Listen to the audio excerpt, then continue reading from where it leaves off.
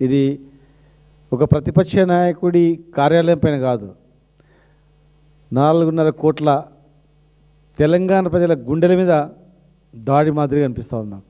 కేసీఆర్ అంటే ఎవరు?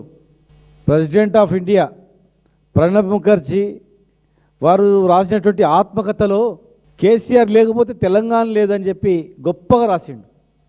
అరుణ్ జైట్లీ వారు తెలంగాణ ఇంత అభివృద్ధి అయిందంటే కారణం తెలంగాణ తెచ్చిన నాయకుడే ముఖ్యమంత్రి అయినందుకు తెలంగాణ అంత అభివృద్ధి జరిగిందని చెప్పి అరుణ్ జైట్లీ గారు చెప్పారు.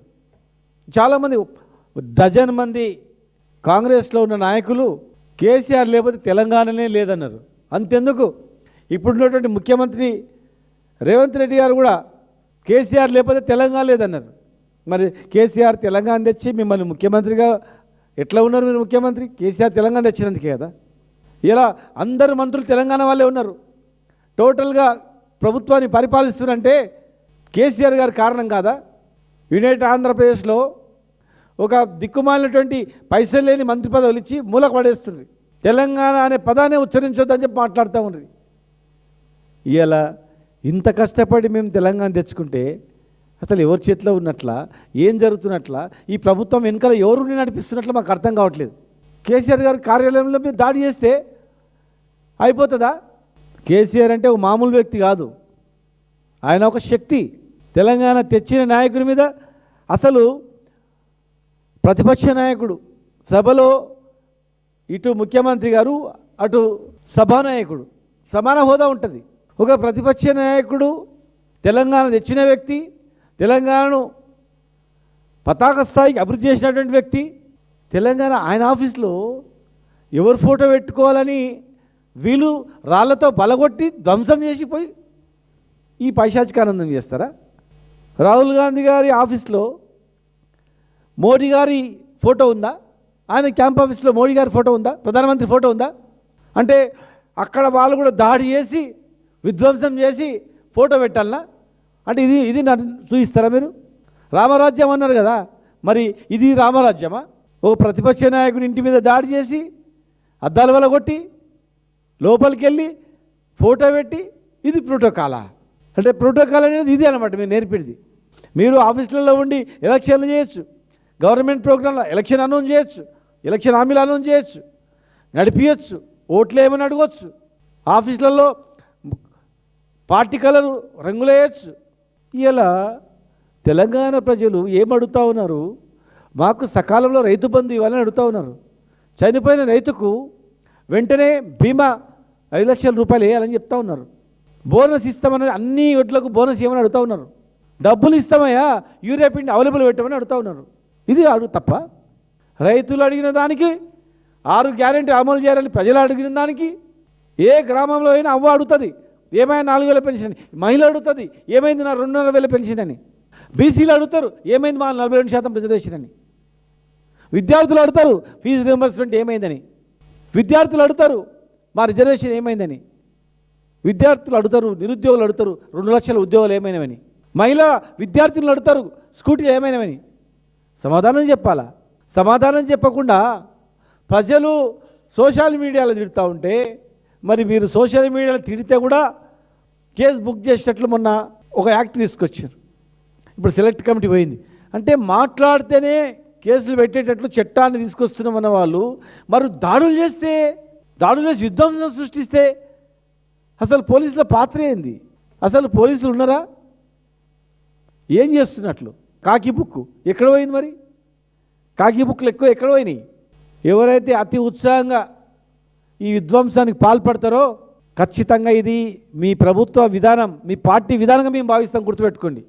మీరు ఖండించకుండా ఇట్లా ఉసిగొల్పి షబాజ్ బాగా దాడి చేసి వచ్చినవురా, కేసీఆర్ గారి కార్యాలయం దాడి చేసి వచ్చినామంటే తెలంగాణ ప్రజల గుండె మీద దాడి చేసినట్ల.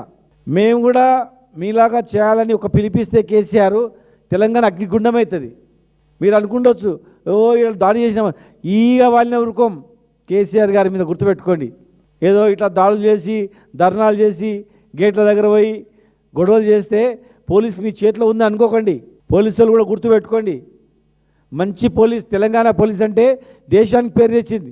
కొంతమంది చేస్తున్నటువంటి ఇలాంటి అరాచకాలను ప్రోత్సహిస్తూ అవినీతి అధికారులు చేసిన దానికి ఖచ్చితంగా తగిన మూల్యం చెల్లించక తప్పదు. ఇది మేము ఒక పిలుపు కార్యకర్తలకు ఇస్తే ఇదే ఉంటుంది. కానీ మీరు చేస్తున్నది ఏంటంటే ఇట్లా దాడి చేసి మేము కూడా దాడులు చేయాలా, దాడులు చేసి ఇవన్నీ తప్పుదో అడగాల. రైతులకు ఇచ్చే రైతు బంధు నుంచి ఇచ్చిన హామీలన్నీ అడగొద్దు, ఈ కొట్లాటలు జరగాలని మీరు అనుకుంటున్నారేమో. కానీ కేసీఆర్ గారు గాంధేయ మార్గంలో తెలంగాణ తెచ్చిండు. ఇక గాంధేయ మార్గంలో ఉంటారు అనుకుంటవచ్చు, తప్పది. సహనం ఓపిక నశించిందంటే ఖచ్చితంగా 6 గ్యారెంటీలు ఇచ్చేంత వరకు గ్రామాల్లో తిరగొద్దని పిలిపిస్తే ఏమైపోతుందో ఆలోచన చేసుకోండి. ఒక్కనాడన్నా ఈ ప్రభుత్వాన్ని కేసీఆర్ గారు మాట్లాడిండా? ఏమైంది? రైతుల గోస చూసి ఈ ప్రభుత్వాన్ని తిట్టిండా? చెప్పండి. మౌనంగా పరిశీలిస్తున్నాడు. పరిశీలించి ప్రజలు మోసపోయినరు, మళ్ళీ మనం వస్తాం, వచ్చినాక ఎట్లా పూడ్చాలా, ఈ 5 సంవత్సరాలు 15 సంవత్సరాలు నీకిపోయింది కదా, మళ్ళీ ఎట్లా డెవలప్ చేయాలా, రైతులను ఎట్లు బాగు చేయాలని చెప్పి ఆయన ఆలోచన చేస్తున్నాడు. మౌనంగా లేడు. తెలంగాణ ఉద్యమంలో దగ్గర చూసినాం కనుక చాలా నెలలు ఉంటే ఇట్లా విమర్శలు చేసేది. ఒక్కసారి వ్యూహాన్ని రచించి మళ్ళా సంవత్సరం ప్రోగ్రాం తీసుకొని బయటకు వచ్చేవాళ్ళం. ఇలా కేసీఆర్ గారి మౌనాన్ని మా కార్యకర్తలలో కామ్గా ఉన్నట్టు దాన్ని మీరేదో చేతకాంతనం అనుకోవద్దు.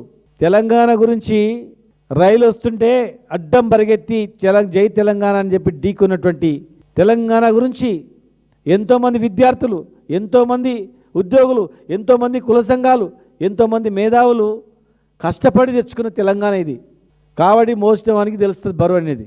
ఇలా కేసీఆర్ కార్యాలయం మీద గజ్వేల్ మీద దాడి చేసినాం, గజ్వేల్ మీద ఆఫీస్ మీద దాడి చేసినామని పైశాచిక ఆనందం పడితే మీ అవివేకం అవుతుంది. దాడిని ఖండించకపోతే మీ క్యాబినెట్ మంత్రులు కానీ, ముఖ్యమంత్రి కానీ, మంత్రులు కానీ దాడిని ఖండించకుండా పార్టీ నాయకత్వం కానీ ప్రోత్సహిస్తే మరి భవిష్యత్తులో ఇదే కార్యకర్తలు సేమ్ ఈ విధంగా చేస్తే మరి ఇది తెలంగాణకు మంచిదా? ఇందుకు తెలంగాణ తెచ్చుకున్నది. ఆంధ్రప్రదేశ్లో ఉన్న సంస్కృతిని తెలంగాణలో కొనసాగించాలని చూస్తూ ఉన్నారు. ఆంధ్రప్రదేశ్లో ఉన్నటువంటి పరిస్థితిని తెలంగాణలో కూడా ఇట్లా చేసుకోండి అని చెప్పి ఏదో డైరెక్షన్ మీద పనిచేస్తున్నట్లు అనిపిస్తూ ఉంది. ఇది పద్ధతి కాదు, ఇది తెలంగాణ సంస్కృతి కాదు. ఇది ఏదో డైవర్ట్ చేయడానికి ఏదో కుట్ర చేస్తున్నట్లు అనిపిస్తూ ఉంది. ఇది పులి స్టాప్ పడకపోతే మాత్రం భవిష్యత్తులో ఖచ్చితంగా తగిన మూల్యం చెల్లించాల్సిన అవసరం ఉంటుంది.